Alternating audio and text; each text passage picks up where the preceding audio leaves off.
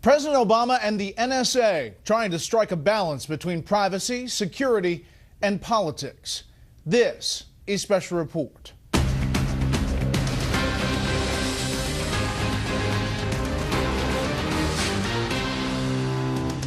Good evening, I'm Brett Baer. President Obama is trying to thread the needle tonight between civil libertarians at home and his counterparts around the world who want less government surveillance and the reality of living in a dangerous world.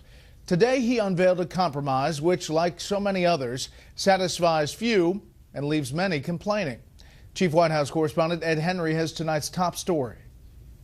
It is not enough for leaders to say, trust us, we won't abuse the data we collect. This was less about major change and more about President Obama trying to reassure a public battered by a series of revelations. A speech delivered with the classic marks of the Obama leadership style. Stress he's heard all sides of the debate before deciding he's not really ready to decide. Those who are troubled by our existing programs are not interested in repeating the tragedy of 9/11. And those who defend these programs are not dismissive of civil liberties. The challenge is getting the details right, and that is not simple. Which is why the president is punting those details to others. While he did say decisively he no longer wants the NSA to hold the telephone metadata that has become a lightning rod, he's buying more time by giving administration officials and congressional leaders until March 28th to find a new way to store the data, making clear he's not ending any of the surveillance programs. We have real enemies and threats. A remarkable evolution for a president who ran for the office railing against what he suggested was out-of-control surveillance by George W. Bush. This administration acts like violating civil liberties is the way to enhance our security. One of that administration's architects, former Bush Attorney General Alberto Gonzales, praised today's speech. Well, I think you get a little bit wiser when you put your hand on that Bible and all of a sudden the lives of every single American, you're responsible for that. Some Democrats loyal to the president seemed unconvinced. We moved too quickly under the guise of security and undermined too many of the rights, the privacy rights. Democratic Senator Richard Blumenthal praised other moves, such as adding an independent privacy advocate to the FISA court, though he added, quote, the president's reform blueprint, while bold and courageous, is a first step, leaving a lot of work to be done. What I heard was the president saying, if you like your privacy, you can keep it. But meanwhile, he's going to keep collecting all of your data. The president has also evolved on Edward Snowden, initially dismissing him. No, I'm not going to be scrambling jets to get a 29-year-old hacker. Today was an acknowledgement that, for better or worse, Snowden has had a major impact. The sensational way in which these disclosures have come out has often shed more heat than light. Now, some of that heat, of course, included leaks revealing that the U.S. had listened in on the phone calls of world leaders. Today, the president promised that will no longer happen, though there was a caveat as well. He added, unless there's a compelling national security reason. Brett? Ed Henry live on the North Lawn. Ed, thank you. So we've seen the policy and the politics. Now for the practical application. Here's Chief Intelligence Correspondent Catherine Herridge. On the collection of Americans' phone records, the president's plan sounds dramatic and sweeping. Because of the challenges involved, I've ordered that the transition away from the existing program will proceed in 2 steps. But the reality is more nuanced. Mr. Obama's plan will reduce the amount of data the NSA can collect, and queries of the phone records will require court approval, with the exception of emergencies, which the president did not explicitly define. This seems to me to be trending back to that pre-9/11 mindset. While describing the president's overall plan as restrained, former CIA and NSA Director Michael Hayden says the changes come as the fallout from the Edward Snowden leaks is known. This week, the nation's senior counterterrorism official provided the most detailed public accounting. Matt Olson said terrorists are changing their tactics or moving, quote, to another forum, and in other cases just dropping out of our collection altogether. This is not an exaggeration. It is fact. You've got the adversary, right, witting to what it is we're doing, taking countermeasures to make it more difficult for us to track them, and simultaneously we are reducing our agility in terms of chasing this moving target. The president's plan, which calls for a third party to hold the phone records or so-called metadata instead of the NSA, seemed to ignore this testimony by the same experts who crafted the 46 recommendations. Did you speak to the telephone companies to explore whether they are willing or able to hold the metadata. We did speak with the telephone companies about that, and they obviously would rather not hold that data. In a statement, the ACLU said, quote, the president's decision not to end bulk collection and retention of all Americans' data remains highly troubling.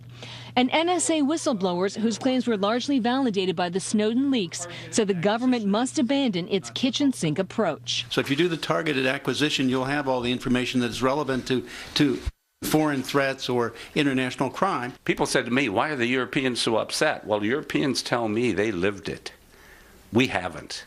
We're headed towards that fascist kind of a construct.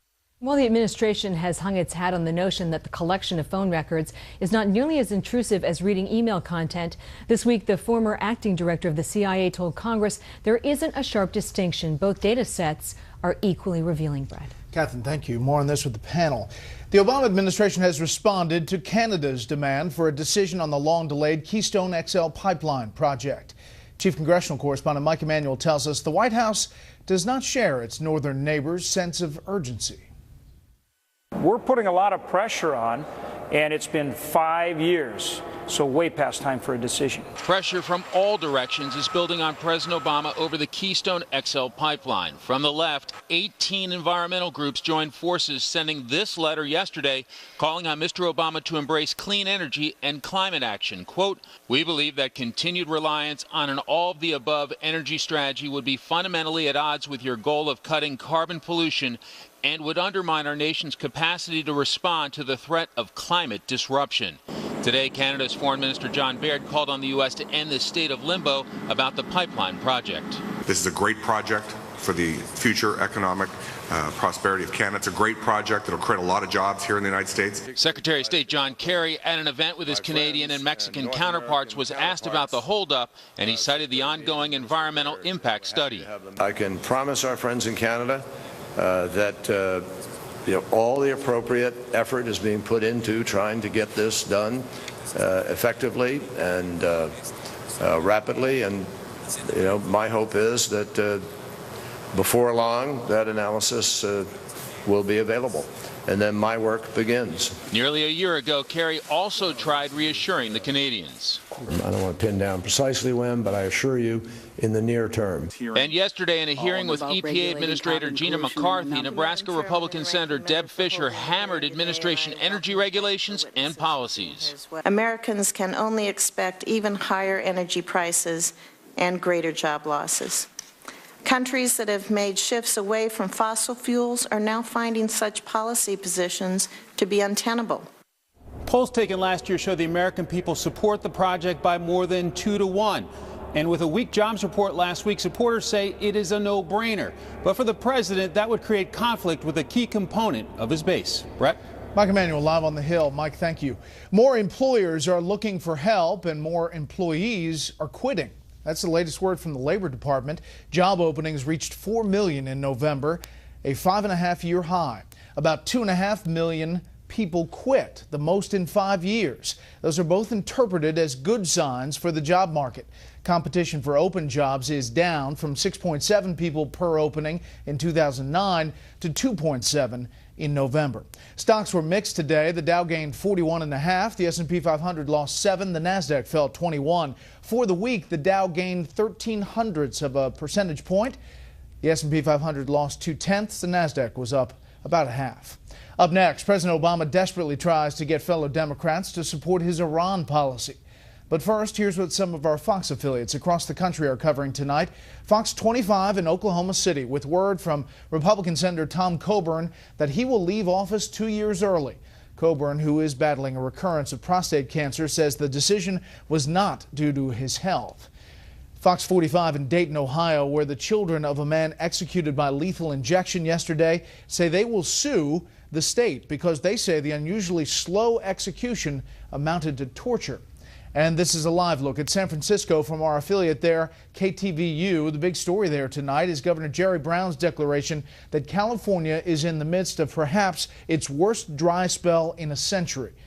Brown says the drought conditions there are putting residents and their property in extreme peril. That's tonight's live look outside the Beltway from Special Report. We'll be right back.